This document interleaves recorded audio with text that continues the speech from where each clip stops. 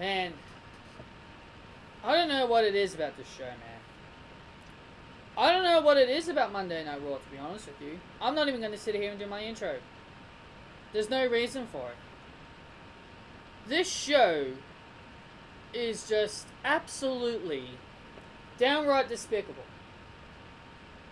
There are a lot of things that went on this show that was just unbelievable. Unbelievably bad. Maybe there was like a couple of good things. Namely one good thing. We started off with Roman Reigns. He issued an open challenge, or I guess he named Finn Balor his first challenger, because Finn Balor never got his rematch when he lost the title. Finn Balor was gladly going to accept, but Constable Baron Corbin, whining and complaining that he wasn't ready for the demon. He wasn't meant to fight the demon, saying that he didn't sign up for the demon. He signed up to verse Finn Balor, not the demon. But then Kurt Angle came out and scheduled Baron Corbin in a match against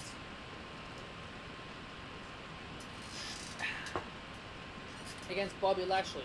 By the way, guys, me drinking that Coke was more enjoyable than Monday Night Raw. Bobby Lashley got the win here over Baron Corbin, and Finn Balor versus Roman Reigns was made official for the main event.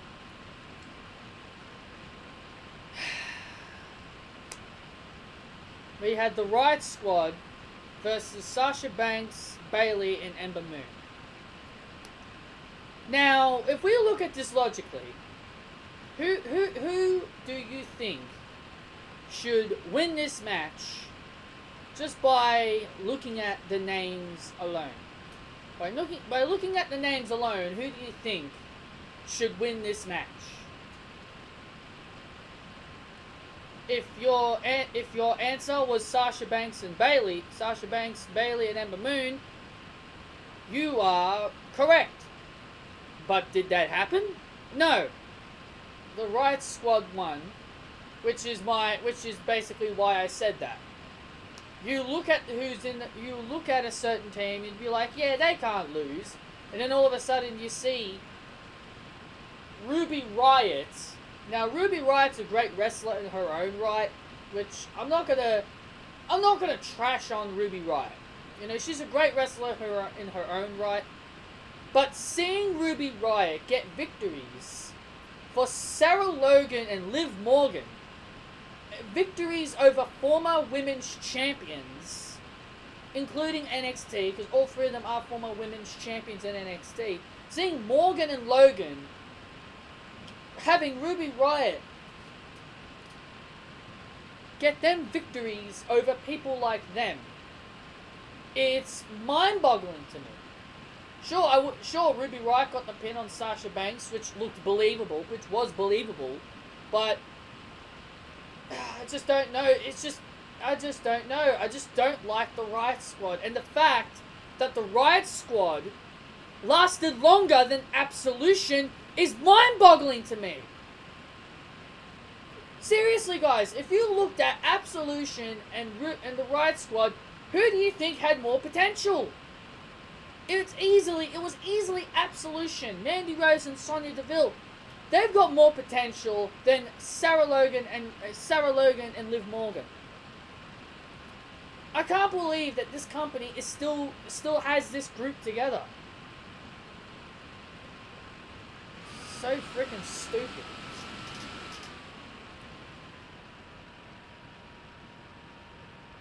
Possibly probably the only good thing of the show was Triple H. When I heard Triple H was going to be on the show, I was like, oh, well, this can't be good. Now, I didn't say that because it was a good thing. I said that in a way of storyline-wise. I was like, okay, Ronda Rousey just won the title, so maybe that's why Triple H is there, but no. But no, I'm cool with this. Triple H came out to address his match at the Super Showdown with The Undertaker, and I appreciate the early build for the pay-per-view, but honestly, you know, I don't really care. Since they're coming to Australia, I'm not really going to care. As long as the match card is good, I'm just going to be there and enjoy it as a fan. Because since they're coming to Australia, you know, I'm looking forward to this pay-per-view. I really don't want to really trash on a pay-per-view that I'm looking forward to. So yeah, since it's going to be here in Australia, I can't wait to see it. And yeah, it's going to be an awesome, awesome event. But Triple H came out to address his match with The Undertaker. It was good. It was a good promo. Triple H is very good at his promos. That's one thing I appreciate. Well, that's one thing I do appreciate. And, you know, Triple H has just been around for a long time, and this is going to be the last time ever Triple H and The Undertaker are going to have. And yes, I do understand that this match is not going to be as good as the previous matches that they have had. I do know that. Don't think that I'm thinking... Don't think I'm expecting a 5-star match out of these two. I'm not expecting that at all. And I'm not expecting a squash match either, like what The Undertaker's done with John Cena and Rusev. Because those are the only two people he has versed. You know, I want these two to... I want to see a good match between them, but... Because like I said, I don't like squash matches at pay-per-views. Squash matches at pay-per-views are useless. So yeah, I really enjoyed this promo with Triple H. From Triple H. With Triple H, sounded like I was with him. But you get my point. It was a good promo. And we had Dean Ambrose in his first match back on Monday Night Raw against Dolph Ziggler. Seth Rollins was wearing a Dean Ambrose t-shirt, which I don't understand, which is something I'm trying to get around here. I don't understand why Seth Rollins was wearing a Dean Ambrose shirt. You would think he'd be wearing his Monday Night Rollins clothes. Maybe he was just doing it to celebrate Dean Ambrose's return, but either way, Dean Ambrose got the win here. He got the win here, obviously, against Dolph Ziggler with the Dirty Deeds. It was fine. Elias versus Kurt Hawkins. This one I'm trying to wrap my head around because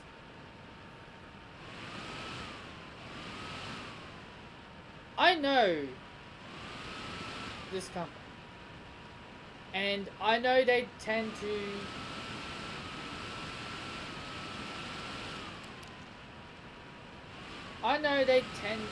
turn people face and heel.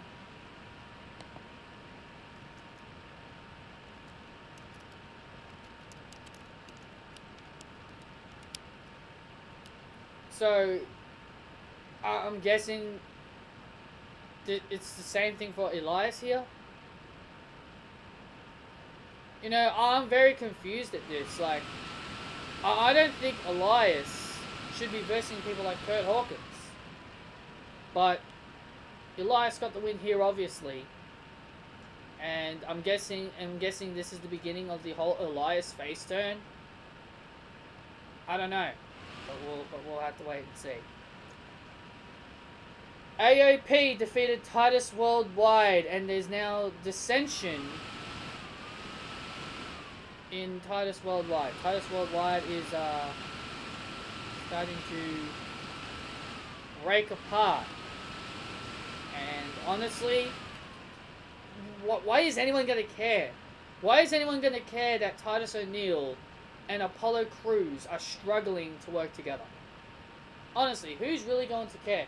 And also, these two are better. Like I won't say they're better together than they are apart. That's completely false. Apollo Crews has so much potential to be a big major star in the WWE, even if it has to be in the mid card. He has potential, and I don't know what they're gonna do with Dana Brooke. You know, I know a lot of people aren't the biggest fans of Dana Brooke, and that's fine, but you can't deny that Dana Brooke really needs to be utilized more. You know, like, it sucks to see someone like her who has potential. You know, everybody has potential. You can't say no wrestler, not every single wrestler on the roster has potential. Every wrestler has potential. You just need to find that potential that every wrestler has. Yes, not every wrestler is going to be a star. Not every wrestler is going to be a champion. That is understandable, and I respect that. That is something I completely understand. That is something I completely understand. I know that because I've watched WWE for 14 years now. I've watched WWE for so long. I know not every wrestler is going to be a champion, and not every wrestler is going to be a star. But I feel like Apollo Crews and Dana Brooke really deserve more. Titus O'Neil, Titus O'Neil is Titus O'Neil. He's one guy that really hasn't really been a star either. He was only a tag team champion once with Darren Young. And then they took away the one guy that made Titus O'Neil special. That was Darren Young. But Titus Worldwide is now apparently starting to break up, and who cares? Maybe Dana Brooke would be better off, maybe, being a manager for maybe like one of these two, Apollo Crews or Titus O'Neil. But honestly, I don't really care about this whole breakup. But honestly, if you want me to be honest, I kind of wish they stayed together a bit longer. They could definitely do well in the tag team division, but also I know Apollo Crews is better off on his own than being with Titus O'Neil. Now, I jumped the gun a bit. On Twitter because WWE.com put the whole line of that Ronda Rousey was going to receive her own custom-made title. Now, I did jump the gun, and I do apologize. But honestly, the title looked exactly the same. Now, if that was Ronda Rousey's custom-made title, then I don't know what's so rowdy about it. But considering that their Twitter account said that the Raw Women's title looks so rowdy, I don't know what's so rowdy about this title. And also, don't think I'm stupid, WWE. I did see the Bella Twins. Hanging around on Monday Night Raw. What are they doing on Monday Night Raw? As far as I'm concerned, I know that Nikki Bella is a part of the SmackDown brand. And why isn't Brie Bella trying to help her husband, Daniel Bryan, with The Miz and Maryse? But yet you want to have them on Monday Night Raw? All because you want a match with Ronda Rousey and Nikki Bella? Look, I've said many times that I would love to see the Bella Twins back. But do they seriously need to be against Ronda Rousey? Does it really need to be against Ronda Rousey? Why does Nikki Bella need a title shot? She's a part-timer. So she's a part-timer, so she's getting this part-timer treatment. You're a part-timer, you get a title shot.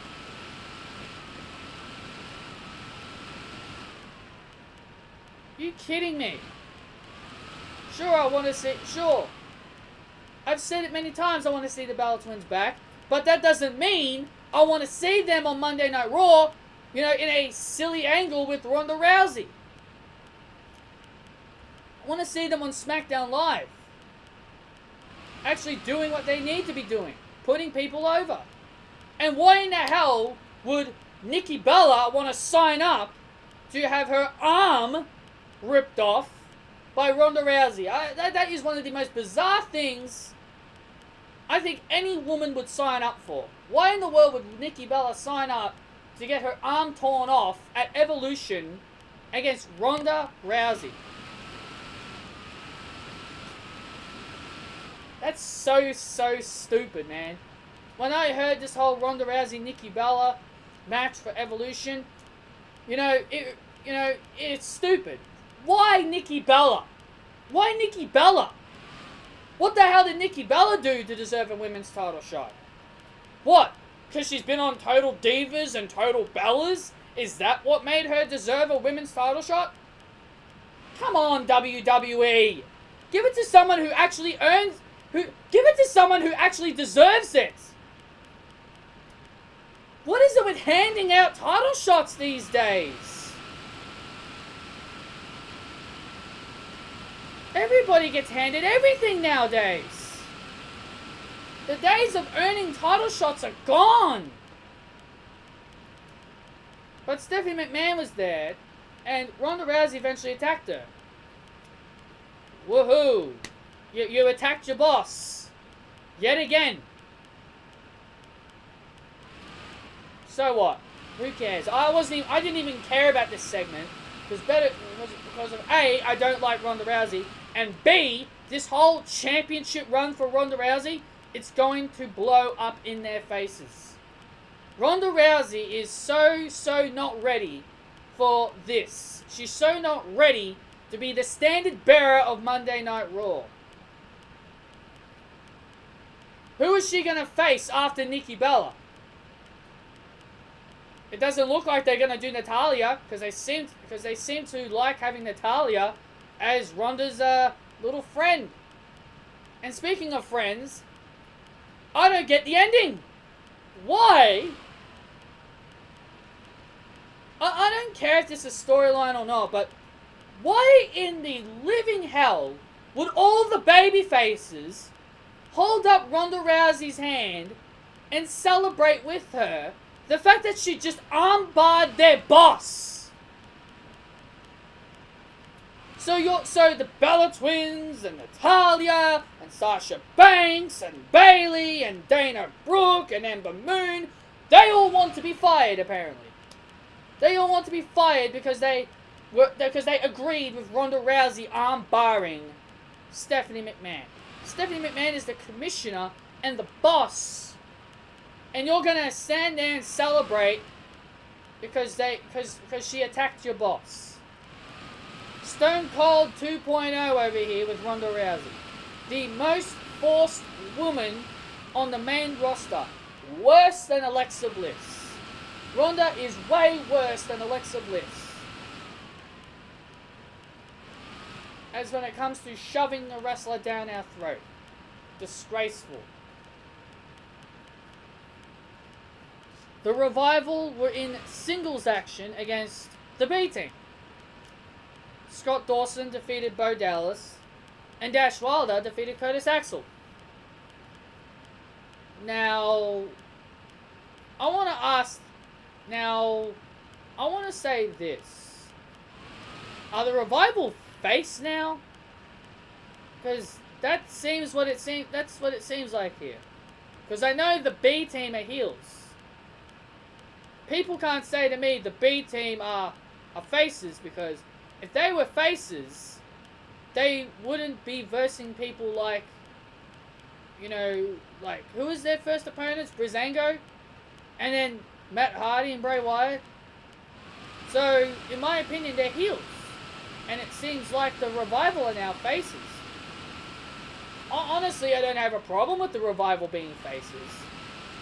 Sure, they're better off being heels, but I don't mind that they've, got a different side. They're going to be faces. But honestly, if they're going to have the Revival chase, I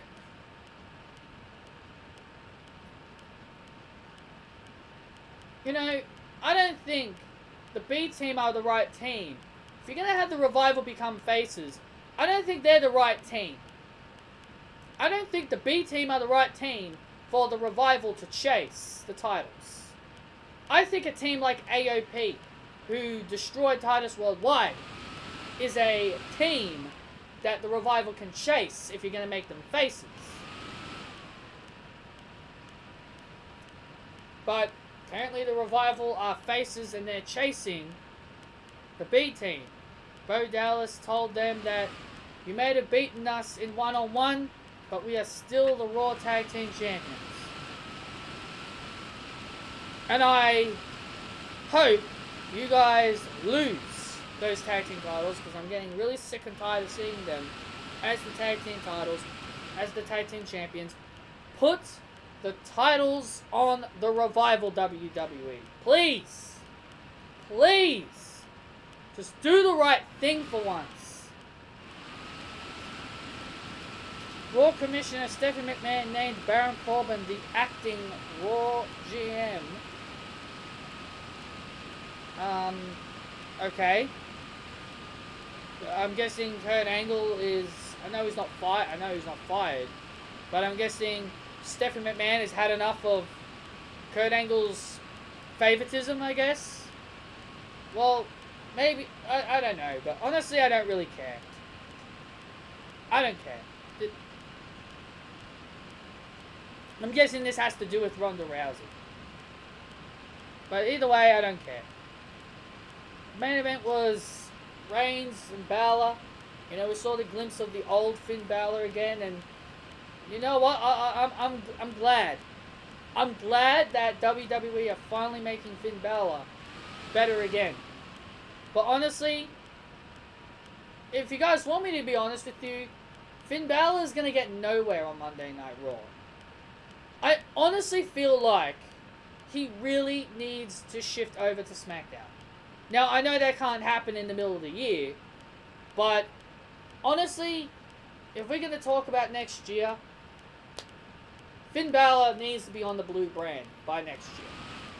Honestly, Finn Balor, I just don't see Finn Balor ever winning a championship on Monday Night Raw. I honestly can't. Sure, he was Universal Champion, but still. I just don't see him really getting anywhere on Raw. I think he needs a change over to SmackDown maybe next year.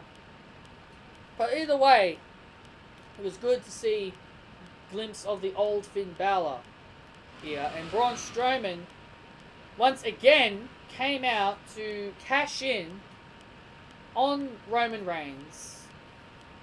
Finn Balor loses, obviously. Roman Reigns retains the Universal Championship. And Braun Strowman goes to cash in.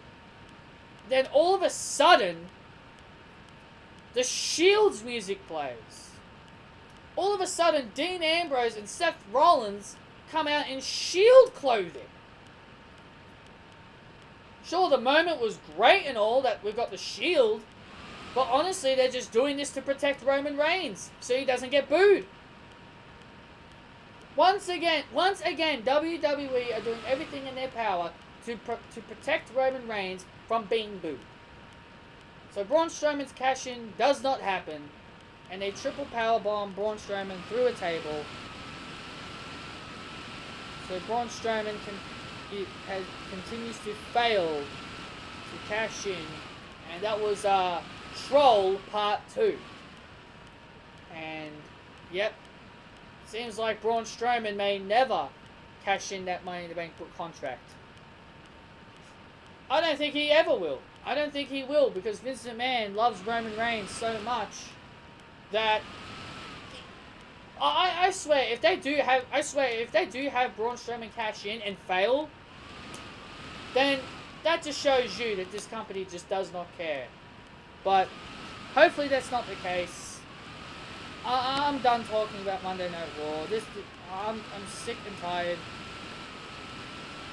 of this show.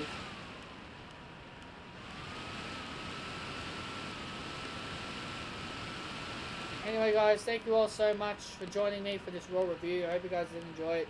Hit that thumbs up if you did. Comment your opinions down below. What did you think of Monday Night Raw? And also be sure to subscribe if you haven't done so. And also follow me on Twitter at pballantyne, just to keep up with me, up to date on the channel. pballantyne95, excuse me. I tend to do that a lot. But thank you all so much, and I'll talk to you all later when we talk about SmackDown Live tomorrow, where we're gonna be seeing the New Day take on the Bludgeon Brothers in a no disqualification match for the tag team titles on SmackDown Live. We're also going to be witnessing Becky Lynch to see what she has to say about why she did what she did, and so much more. Thank you all so much for watching. I'll see you all tomorrow with SmackDown Live. Cheers.